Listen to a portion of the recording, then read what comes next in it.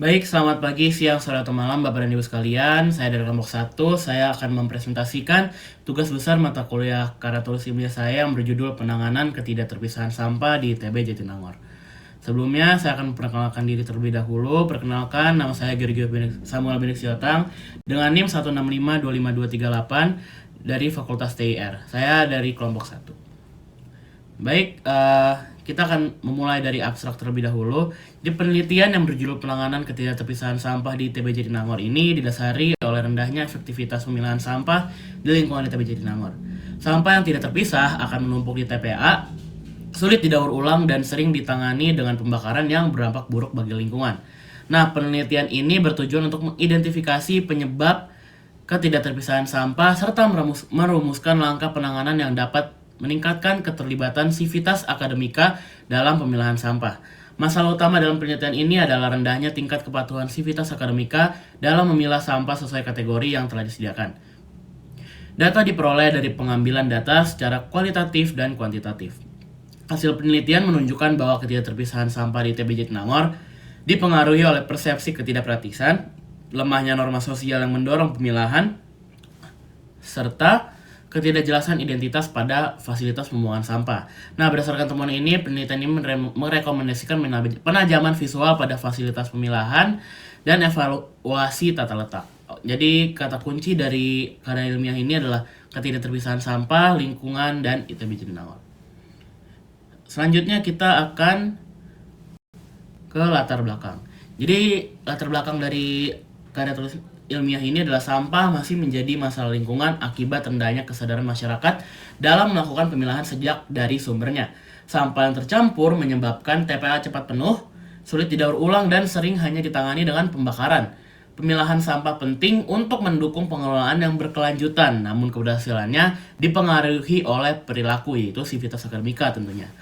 Nah, di lingkungan kampus ITB Jatinangor, ketidakterpisahan sampah membuat sistem pengelolaan belum berjalan optimal dan potensi daur ulang terbuang. Oleh karena itu, penelitian yang berjudul Penanganan Ketidakterpisahan Sampah ITB Jatinangor bertujuan untuk mengidentifikasi penyebab utama ketidakterpisahan sampah serta merumuskan upaya penanganan yang efektif. Selanjutnya, rumusan masalah. Yang pertama, ada faktor apa saja yang melatar belakangi ketidakterpisahan sampah. Yang kedua, bagaimana penanganan ketidakterpisahan sampah di ITB Jatinangor. Dan yang terakhir, bagaimana kendala penanganan ketidakterpisahan sampah di ITB Jatinangor.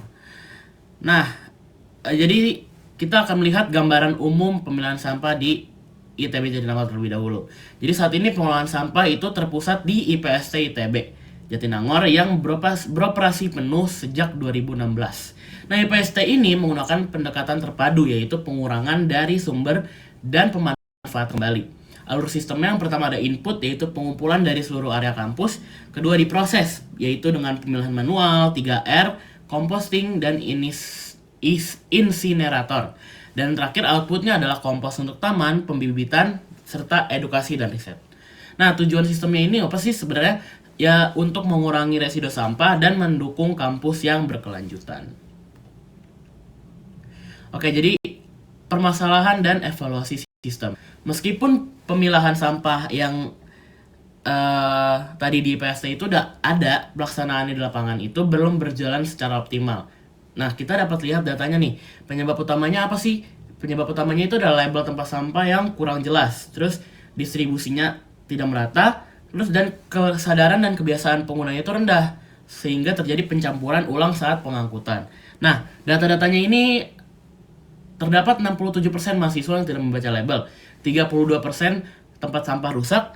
TPS 3R hanya mengolah kurang lebih 20% sampah anorganik.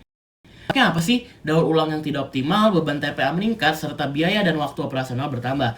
Nah, dari gambar-gambarnya kita bisa lihat ya. Jadi di paling kiri itu ada gambar tong sampahnya, memang tulisan sampah organiknya ini kurang jelas sehingga menyulitkan untuk para penggunanya. Terus kita bisa lihat di dalam tong sampah organik terdapat kardus, terdapat kaleng yang merupakan sampah anorganik.